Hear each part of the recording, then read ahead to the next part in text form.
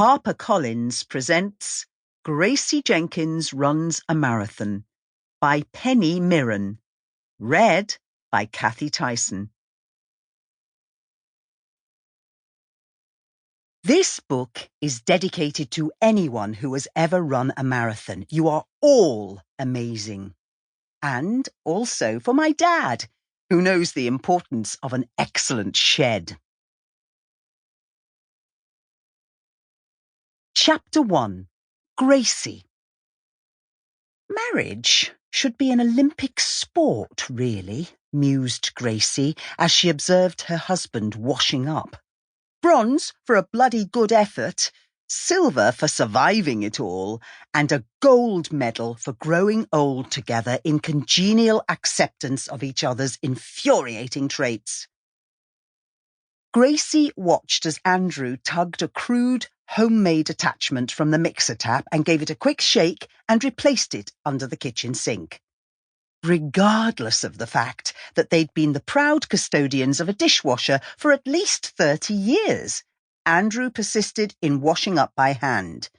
Yet, because Andrew was, Andrew, he constantly sought ways to improve a process. In this case, by fashioning a gadget to both dispense washing up liquid and rinse dishes simultaneously, completely overlooking the fact that Bosch, Hotpoint, and countless other designers of domestic appliances had perfected the art decades ago. "Another job jobbed," said Andrew, drying his hands on a tea towel, then pirouetting ungracefully in time to the beat of Boogie Wonderland, which played on Radio Essex, and landing in front of Gracie, just as she adjusted her affectionate smirk into a wide smile.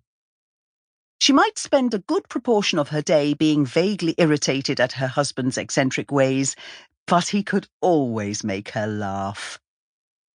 "We could do without you falling over and buggering up the other knee, dear. The stairs are enough of a bother as it is." "Cuppa?" she asked, flipping on the kettle and reaching into the cupboard for their two favourite mugs. His, a gift from their son, Nathan, celebrating their favourite football team. Hers, a botanical printed souvenir from a long-ago holiday to Port Meriam. She no longer remembered whose holiday. Might it even have been theirs? "Point taken. Light foot-tapping only from now on. Oh, hold your hats. Here we go." Picasso's ears stood to attention, and her golden tail wagged furiously. Banksy read the room, meowed in disgruntlement, then bolted from the kitchen.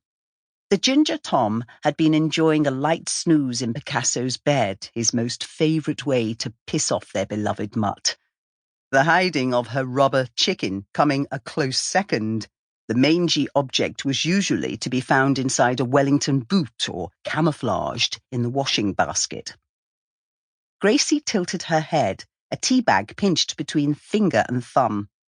"I can't hear anything." Andrew agreed. "A rogue banger, perhaps. What time did you say the official display starts?" Gracie crossed the room to the cluttered dresser and turned the blaring radio down several notches. "Not for another hour or so yet. Look at her, bless her heart." They both looked to Picasso, who was hovering on the brink of a whining session.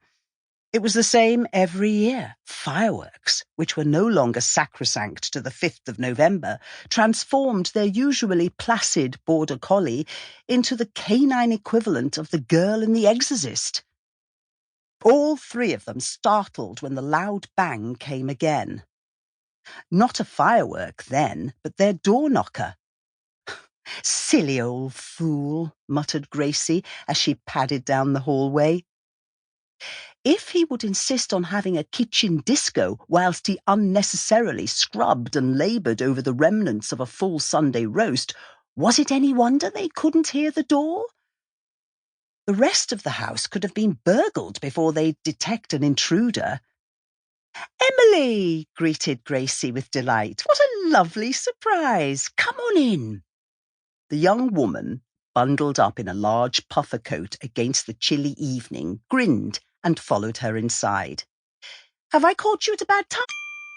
Sample complete. Ready to continue?